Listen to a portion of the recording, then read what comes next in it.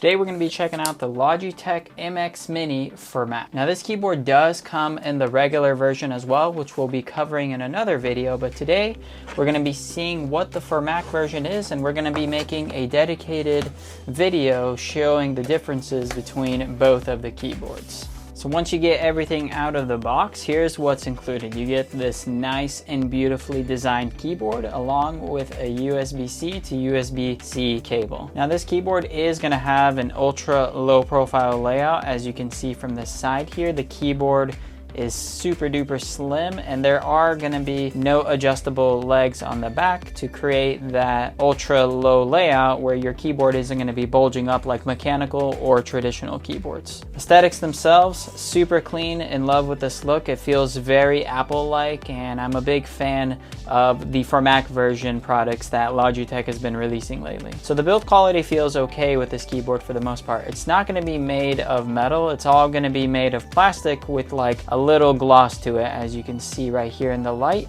But if I try to do like a bend test, it does have some bend going for it, and it is starting to warp, so it's not going to feel like a tank or anything like that, but when it's laying down on your desk, it's going to feel perfectly fine. And the overall positioning of your hands and just laying on the keyboard, it just feels very nice and like a more higher end keyboard overall. If we take a look around the keyboard, you can see here we get our on and off switch, which is pretty straightforward, and then we also have a USB switch where we charge and plug our cable into the computer. One thing to note with this cable is that you could only use the cable for charging and not to plug into the computer via wire. Now to turn this keyboard on, all you do is flip the switch on the side, and you can see we get a little green light that glows. Now in terms of media controls, this thing has quite a bit for you to use. Up on the top here, you have 3 different devices that you can switch between. You have brightness adjustment, you have dictation mode, you have emojis, screenshot, mute your microphone, and then your standard media tracks that allow you to skip, forward, pause, play, etc, etc. And then on the very right hand side, you're going to have a snooze or sleep button that's going to put your Mac computer straight to bed. I love it when keyboards have a lot of useful shortcuts. It's just so much easier to just push a button on your keyboard than it is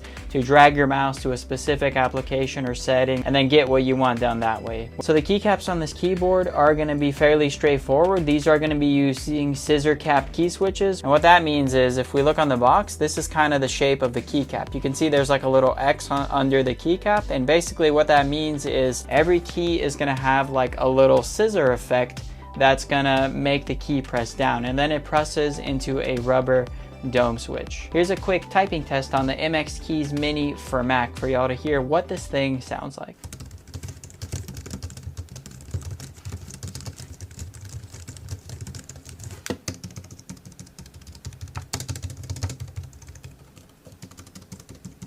So as you can tell by the typing test, this keyboard is ultra silent. You're not going to be distracting anyone in your environment if you work at a co-working place, or if you work in your home and you just need it a little more quiet, if you got like kids sleeping or whatever the case is. This keyboard is going to be ultra unintrusive to everyone around you. And then with this keyboard, the only connection types you're going to get is Bluetooth, and you are not going to have a USB dongle that you can plug this in with. However, you can purchase one off of Logitech's website, a Logitech Bolt dongle, but that's not going to be included with the keyboard. Like I said, the only way you can connect it is via Bluetooth, and the cable is only going to be used for charging. You also can't connect to your computer via the cable. And then this keyboard does have lighting, and if I turn off my lights real quick, you can see that they are on right here. And they're not exactly like the brightest in the daylight environments like I am in right now, but in more night environments, it's going to be much more vivid and bright. And the keyboard is going to last you for 10 days with the lights on, and then with the lights off, it's going to last you for 5 months. So that's a huge difference. However, I would say it's going to be somewhere in the middle, because this keyboard does have dynamic lighting where it turns the keyboard lights on if it's dark. If it's light in the room, it turns the lights off.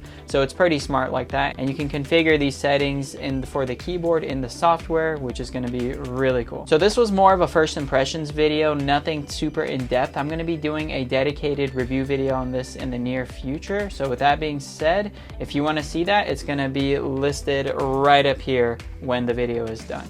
Thanks for watching this video. I'll see you in the next one. Peace.